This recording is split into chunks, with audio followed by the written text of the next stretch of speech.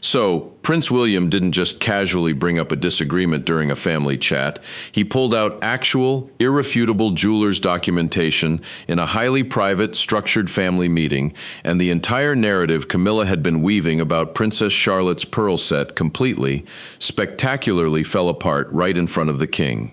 This wasn't a slow realization over weeks or a tense debate over days. It happened in the exact amount of time it took for William to open a cream-colored folder and place two damning pages side by side on the table.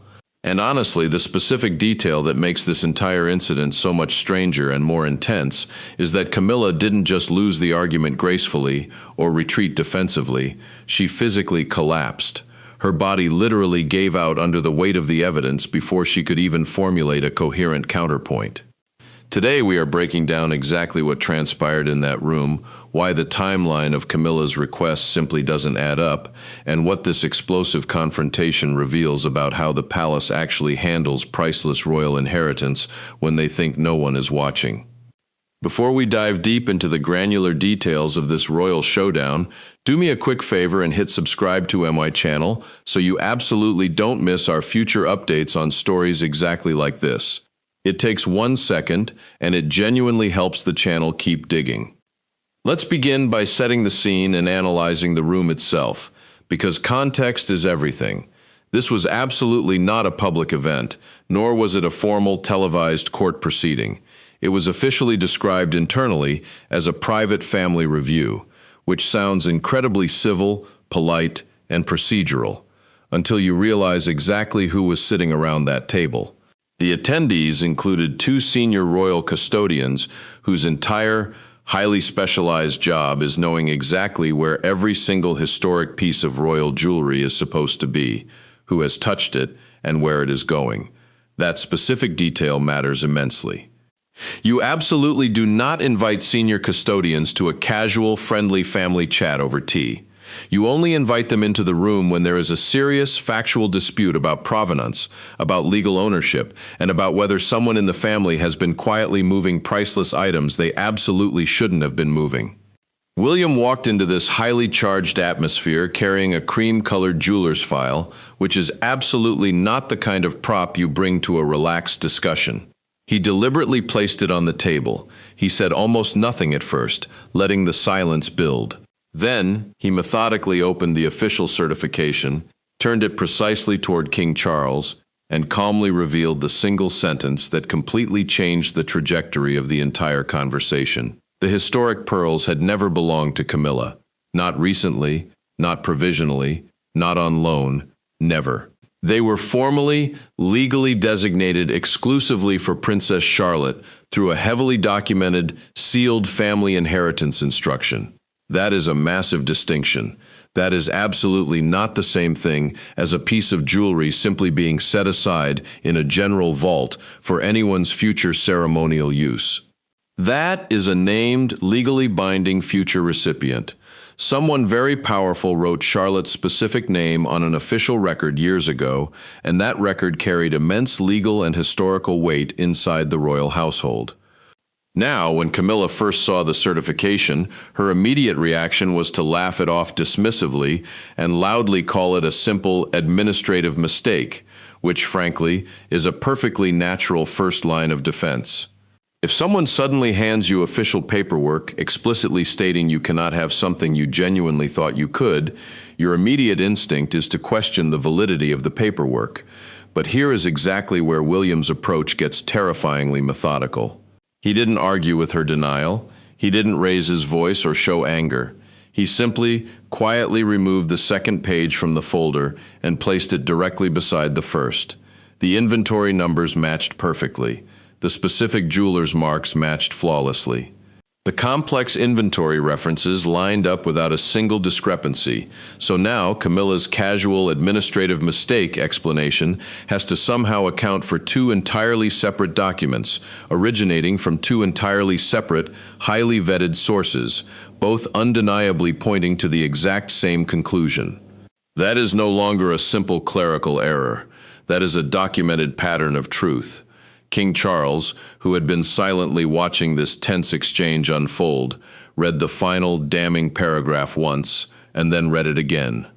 His fingers visibly slowed on the paper. He slowly lowered the page without speaking a single word, and Camilla abruptly stopped looking at William entirely. She anxiously watched her husband instead, because Charles wasn't challenging the evidence presented by his son. He was silently accepting that it might be entirely real, and that heavy, pregnant silence from the king was apparently infinitely worse than any accusation William could have vocalized. But the specific detail that keeps sticking with me is exactly what happened next.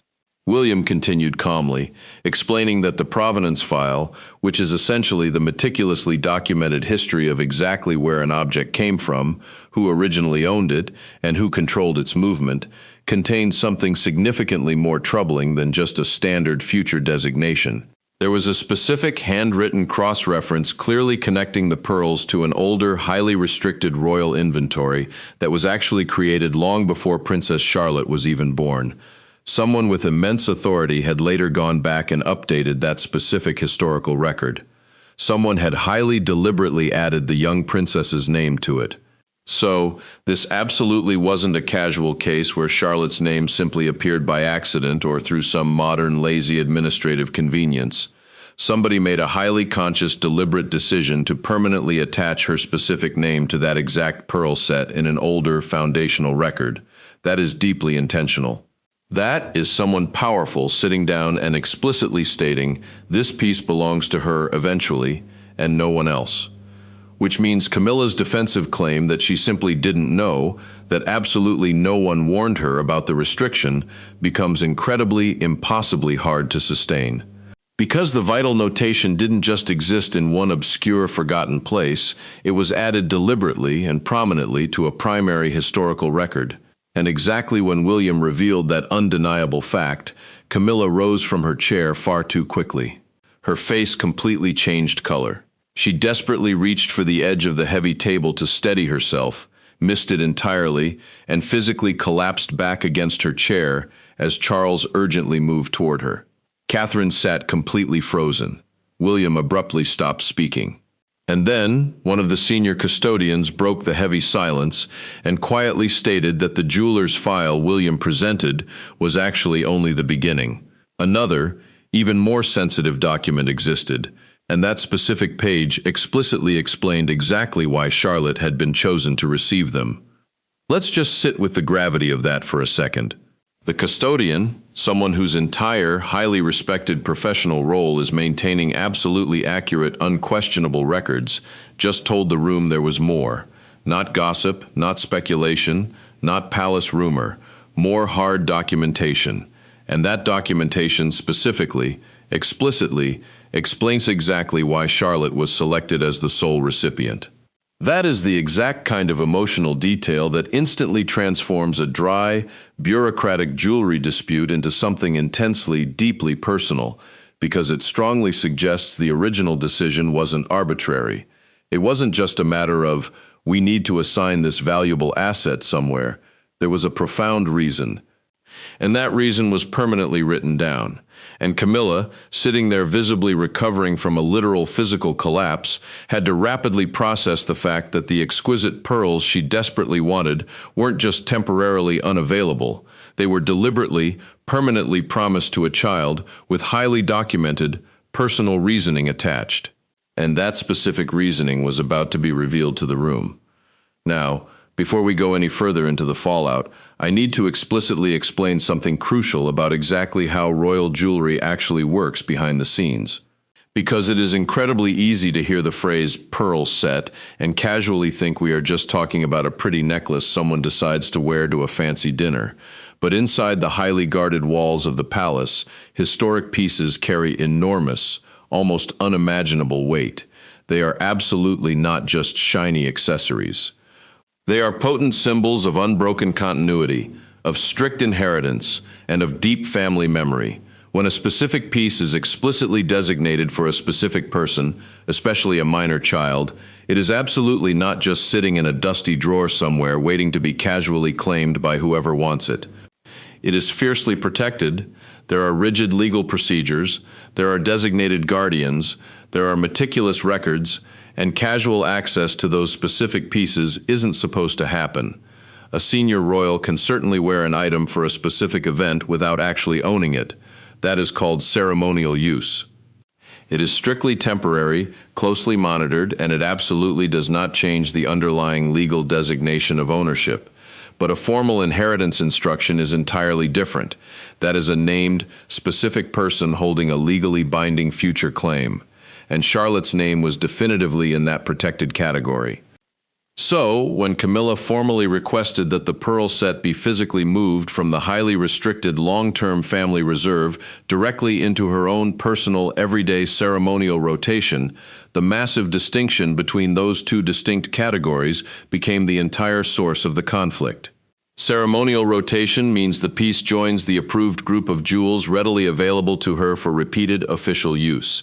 It does not necessarily imply outright ownership, but it grants regular, almost unrestricted access. And for a priceless piece that is explicitly supposed to be securely held for Charlotte, granting regular access to someone else creates a massive, glaring problem. This is not necessarily because Camilla would outright steal it, but because it dangerously blurs the strict line between temporary, conditional use, and permanent, unquestioned entitlement. Once something is seamlessly integrated into your regular, highly photographed rotation, the global public and the press start inextricably associating that specific piece with you. The next generation's rightful claim gets significantly weaker in actual practice and public perception, even if it remains technically strong on paper. And here is exactly where the timeline gets genuinely, uncomfortably strange. Months before William ever opened that explosive jeweler's file, there was a quiet, seemingly mundane moment that almost everyone completely dismissed. A routine palace jewelry review had ended late in the day. The aides were packing up and leaving. Camilla remained behind with a single senior wardrobe official and one handwritten inventory sheet. Absolutely nothing dramatic happened in that room. No voices were raised, no wild accusations were made. But according to later, meticulously kept records, that quiet, private conversation became the precise, exact point at which Charlotte's pearls actively started moving towards someone else. Camilla casually asked the wardrobe official to move the pearl set from the long-term family reserve directly into her personal ceremonial rotation before her next major state occasion. She treated the request exactly like routine, everyday business, and at first glance it probably looked entirely routine. Historic jewels were regularly checked out for maintenance, insurance valuations, secure storage, and approved ceremonial use. Access requests routinely passed through several different hands. Camilla had certainly worn pieces intimately connected to earlier royal generations before, so the request itself didn't immediately appear unusual or malicious. But then the wardrobe official noticed something written faintly beside the inventory number. Charlotte's initials were already there. The official hesitated, pointed directly to the handwritten notation, and politely asked whether additional, higher-level authorization might be required before any physical transfer could possibly happen. Camilla looked at the sheet, paused for a moment, then confidently stated that the matter would be clarified internally. She smoothly slid the paper back across the desk. No argument followed, but the heavy silence afterward felt distinctly wrong to the official. That is the exact moment the entire story fundamentally turns. The official, trusting her instincts, did not process the transfer. Instead, she returned to the record later that evening and studied the troubling notation again. She became increasingly, deeply worried that it represented a strict inheritance restriction rather than a simple storage code. So, she carefully copied the exact inventory number and privately, securely sent it to the master jewelers responsible for maintaining the historic royal pieces. She explicitly asked for the original ownership documentation, and the answer she received changed absolutely everything. The jewelers flawlessly matched the number to the exact pearl set in question. Their archived, pristine records perfectly matched the handwritten inheritance notation. Then came the massive discovery, a legally sealed family instruction explicitly naming Princess Charlotte as the sole eventual recipient. The pearls had absolutely not simply been placed in general reserve, they had been intentionally, legally preserved for her. So now we have a highly documented, undeniable chain of evidence. Charlotte's initials clearly on the inventory, the master jeweler's explicit confirmation, and a sealed binding family instruction. Three entirely separate sources, all pointing to the exact same conclusion, and Camilla's formal request had already been made. The question was absolutely no longer whether she knew about the restriction. The real, damning question was exactly what she actively did after the official explicitly pointed out those initials to her. And according to the later verified record, she simply said the matter would be clarified internally and slid the paper back. She didn't ask to see the supporting documentation. She didn't immediately pause the transfer request. She actively attempted to move it forward anyway. When William eventually learned about this massive discrepancy, the brave wardrobe official personally brought the physical papers directly to his office. He read the inventory sheet once, then read the jeweler's confirmation, and his expression noticeably hardened. He made his final decision immediately. Camilla would absolutely not hear about this discovery through a lower-level aide, a sterile memo, or even through Charles. She would hear it directly, forcefully from him, and that is exactly how we ended up at that incredibly tense family meeting with the cream-colored file resting ominously on the table. Now, here is the specific detail I keep coming back to. William spent the entire first half of the meeting speaking exactly like an heir to the throne, highly controlled, deeply procedural, and perfectly calm. But then, he pushed the jeweler's certification directly toward Camilla and asked one devastating question. If Charlotte's name was already clearly attached to the pearls, why had she actively tried to place them inside her own personal ceremonial collection? And that is exactly when he stopped speaking like an heir and started speaking fiercely like a father, a highly protective father. He bluntly explained that temporary ceremonial use and permanent legal entitlement were absolutely not the same thing. A royal could occasionally wear an item for an event without owning it, while a formal inheritance designation meant the named person held the exclusive future claim. Charlotte's name could absolutely not simply be brushed aside just because someone else wanted easier, unrestricted access to the jewels. Charles urgently raised a hand before the tense exchange could physically explode. He sternly warned that bitter family disputes over historic possessions could become incredibly destructive when raw emotion replaced established procedure. The king desperately wanted cold facts, not fiery fury.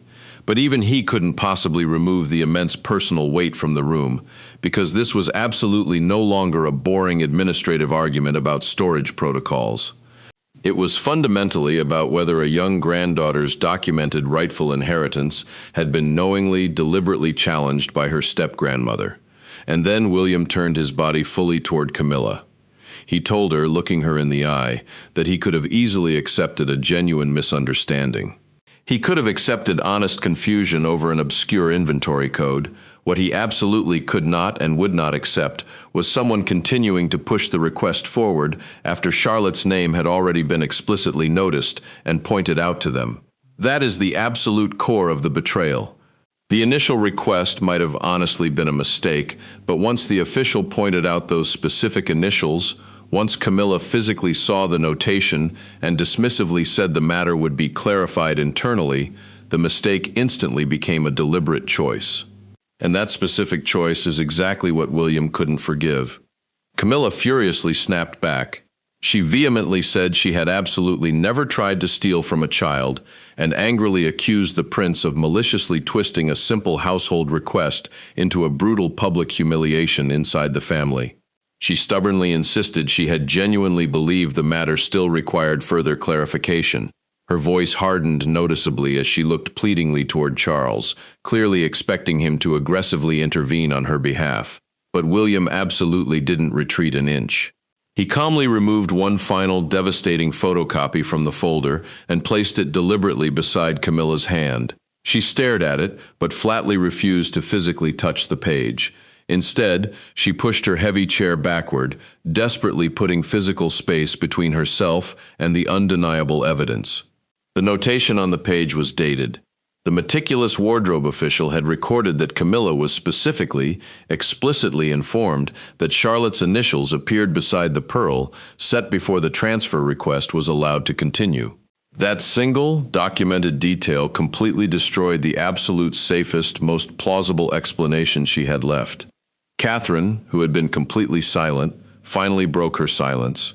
She asked one quiet, piercing question. If the warning had already been explicitly given, why had the request continued? Camilla opened her mouth to speak, then abruptly stopped. Charles looked grimly from the document on the table to his wife. The king ended the verbal confrontation right there. He stated he would personally review the original, sealed family instruction himself before absolutely any final decision was made. William had successfully exposed the glaring contradiction, but the final, ultimate authority still belonged elsewhere, and Charles was now being agonizingly forced to explicitly choose between fiercely protecting Camilla and honorably enforcing the document placed before him. When the shouting finally stopped, the absolute most dangerous part of the ordeal began. Charles took the heavy file away from the table and read it entirely alone. There were no advisors present, no family members hovering, absolutely no one to soften or spin what the stark pages were telling him. Camilla had fully expected her husband to fiercely defend her. William fully expected the king to honorably defend Charlotte. Yet for nearly an agonizing hour, neither received an answer from him. Behind one heavily closed door, Charles faced a brutal choice, capable of either deeply wounding his wife or fundamentally betraying his granddaughter. I genuinely don't think people fully appreciate exactly what that hour must have been like for him. Charles understands the massive symbolic weight of royal inheritance better than almost anyone alive. He has spent his entire existence inside a rigid system where objects carry immense historical meaning, where a priceless piece of jewelry isn't just a piece of jewelry, but a profound statement about exactly who belongs and who doesn't. And now he's sitting completely alone with ironclad documentation that explicitly says his wife actively tried to access something that was explicitly, legally promised to his young granddaughter. Not recently promised either. Promised years ago, long before Charlotte was even born, in an older inventory that someone deliberately, intentionally updated. That is absolutely not a misunderstanding. That is a clear pattern of intention, and if Charles cowardly ignored it, he'd be sending a devastating message that documented, binding promises could be casually weakened by convenience, that his granddaughter's rightful claim mattered significantly less than his wife's temporary comfort. But if he strictly enforced it, he'd be publicly, humiliatingly siding against Camilla, the very woman he'd spent decades fiercely defending against the world. The document itself made the choice even harder. It explicitly stated that the pearl set absolutely could not be permanently reassigned outside the designated family line without written, formal approval from Charlotte's legal guardians while she remained a minor. The legal wording was incredibly direct. It left almost absolutely no room for creative interpretation. Then, Charles found something else buried in the file. A separate formal palace request carrying Camilla's specific household reference had actively attempted to move the pearls into a broad category that would have easily given her routine, unchecked ceremonial access. She might still vehemently argue that she never intended permanent legal ownership, but the aggressive request had moved far enough through the system to genuinely threaten the protection around Charlotte's inheritance. Charles finally closed the file. He did absolutely not call William first. He summoned Camilla entirely alone. Camilla intimately knew the answer before Charles even finished speaking his first sentence. His voice was entirely too careful, too measured. The thick file remained closed on the table between them, but its undeniable contents had already utterly defeated absolutely every argument she intended to make. The pearls would be immediately and permanently removed from her ceremonial options. Charlotte's rightful designation would be formally, legally restored. Any future request involving that specific set would explicitly require William and Catherine's written approval. And for the very first time that exhausting day, Camilla did not fight back. Charles spoke incredibly slowly because he understood exactly what the massive decision meant. The jeweler's proof was entirely sufficient. The pearl set would immediately return to highly protected family storage under Charlotte's strict inheritance designation. He also formally canceled the earlier household request that would have allowed Camilla to casually use the pearls at any future official appearances. Absolutely no exceptions. Camilla listened silently without interrupting him. Then, she slowly opened her handbag, removed the small, handwritten note carrying the pearl's inventory number, and placed it gently on the table beside Charles. She absolutely did not look at him. She quietly admitted that losing access to the beautiful jewelry was absolutely not what hurt her the most. What profoundly wounded her was knowing that William now firmly believed she had knowingly, maliciously tried to take something explicitly intended for young Charlotte. Charles absolutely did not give her the comforting reassurance she desperately wanted. He flatly told Camilla that the warning notation should have immediately stopped the request the exact moment Charlotte's initials were noticed by the staff. He completely refused to call it harmless confusion, and that cold refusal seemed to strike her significantly deeper than the actual decision itself. She had fully expected his disappointment. She had absolutely not expected him to leave a massive part of William's damning accusations standing undisputed. The consequences of this showdown widened almost immediately throughout the palace. Charles urgently ordered a comprehensive review of several other jewelry access requests made during that exact same period, deeply fearing the pearl dispute might have exposed massive, systemic weaknesses in exactly how historic pieces were approved and reassigned within the household. What had begun as one highly specific inheritance argument was now forcing the entire household to thoroughly examine whether other vital records had been handled entirely too casually. William received written confirmation of the decision shortly afterward. He read the final decision, folded the note once, and placed it down entirely without smiling. Catherine watched him incredibly closely. The prince had successfully protected Charlotte's rightful claim, but the victory brought absolutely no satisfaction or joy. Instead, he quietly asked whether Camilla truly understood exactly why the matter had become so incredibly serious. Catherine answered him very carefully. The pearls were undeniably secure, but the fragile family dynamic was not. If the raw anger remained untouched, absolutely every future family meeting would carry this bitter wound back into the room. She strongly urged him to speak to Camilla entirely privately. The highly private conversation that followed was entirely different in tone. There were no jeweler's files, no king presiding, no watchful advisors. William arrived carrying absolutely nothing, and Camilla immediately, acutely noticed the stark absence of the cream-colored file that had completely shattered her composure hours earlier. This was absolutely no longer a formal hearing. It was deeply personal. He sat directly opposite her and said Charlotte's name just once, very gently. This time, Camilla looked away in shame. William told her that his fierce anger had absolutely never truly been about the jewelry itself. He said he kept vividly imagining Charlotte years from now, finally old enough to fully understand what had happened, asking him exactly why something explicitly left to her had disappeared while her own father stood nearby and did absolutely nothing to stop it. That specific, haunting thought was exactly what turned his initial suspicion into blind, protective fury. Camilla listened silently before answering him. She vulnerably admitted that her fragile place inside the ancient monarchy had sometimes felt significantly less secure than the public imagined.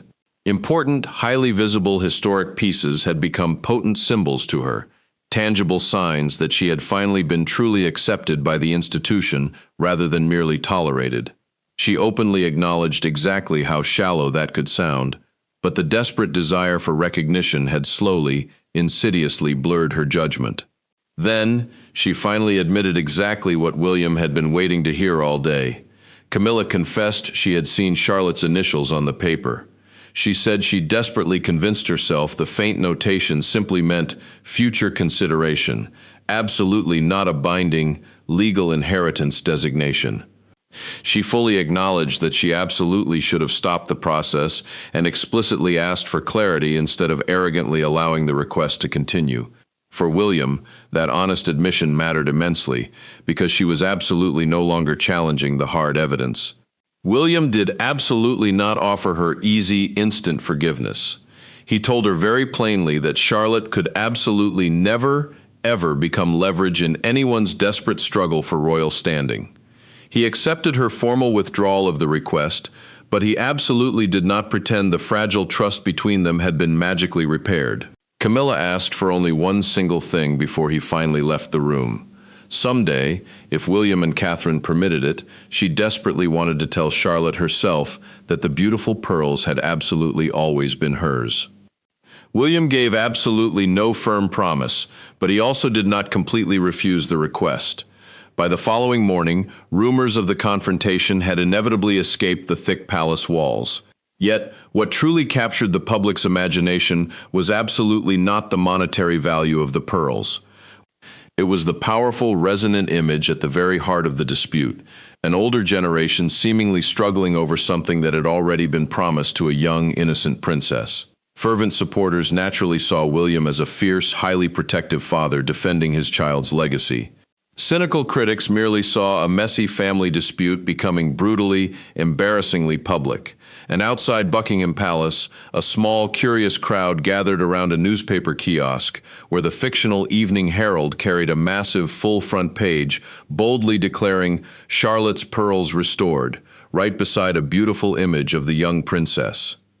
When the bold paper was lifted toward the television cameras, several people nearby actually began applauding. That single, spontaneous moment captured the national mood infinitely better than any sterile palace statement ever could.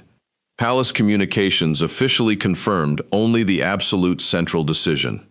The historic pearl set would permanently remain under Princess Charlotte's highly designated family inheritance arrangement, explicitly meaning the priceless pieces were formally, legally protected for her future rather than being available for anyone's unrestricted personal use. That simple, clear confirmation mattered immensely because it finally removed the ugly argument from the realm of private emotion and placed it firmly inside a clear, unyielding principle. Written, historical wishes would absolutely outrank current convenience. William actively disliked the public celebration that followed the leak. He firmly told Catherine that he absolutely did not want Charlotte growing up falsely believing the pearls had caused a massive family war in her name. He had fought relentlessly to protect her rightful claim, but the victory now felt strangely, unexpectedly heavy.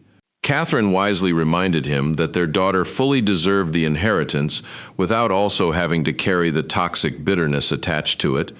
Camilla faced a very different, deeply humiliating morning. She read the brutal press coverage entirely alone and stopped abruptly when one particularly harsh commentary described the dispute as a desperate battle between status and inheritance. She visibly flinched at those specific words because they brutally reduced absolutely everything she had tried to explain into one cold, unforgiving contrast. Charles understood the massive reputational damage immediately. He swiftly approved significantly tighter, ironclad written procedures for handling historic jewelry linked to named future recipients, strictly requiring much clearer, higher-level authorization before absolutely any piece could be moved into another royal's regular use. The new safeguard mattered immensely because the bitter dispute had spectacularly exposed exactly how easily temporary ceremonial access and permanent future ownership could become dangerously confused. William cautiously welcomed the policy change, but he absolutely did not treat it as personal revenge. Camilla quietly accepted that the strict new rules would apply to absolutely everyone, explicitly including her. Charles wanted one thing above all else. Absolutely no future family member should ever face the same terrifying uncertainty regarding their inheritance. In the very end, there was absolutely no dramatic second claim filed, no hidden, sneaky reversal of the decision, and no chaotic last-minute intervention. The final decision held firm. The exquisite pearl set was permanently catalogued under Charlotte's name, securely sealed within highly protected royal storage, and explicitly, permanently removed from Camilla's future ceremonial selections. William quietly watched the final, binding paperwork being completed with absolutely none of the smug triumph others might have expected from him. The master jewelers formally, legally restored the set to Princess Charlotte's designated inheritance record. Catherine and her husband were officially listed as the responsible legal guardians until their daughter reached the appropriate age to claim them. When the finalized, updated inventory page was officially signed, the prince checked Charlotte's name himself, carefully placed the pen down, and quietly said absolutely no further action was necessary. Catherine felt immense relief, absolutely not victory. She tenderly told William that their young daughter should one day joyfully receive the pearls without also inheriting the dark anger that had surrounded them. Protecting Charlotte had mattered above all, but turning that fierce protection into permanent, corrosive bitterness would completely defeat part of what they had fought so hard for. Camilla made her own final decision soon afterward. She officially signed the written withdrawal of her previous controversial request and quietly accepted Charles's final ruling completely, without another challenge. Her earlier, shocking physical collapse now carried a significantly deeper, more profound meaning.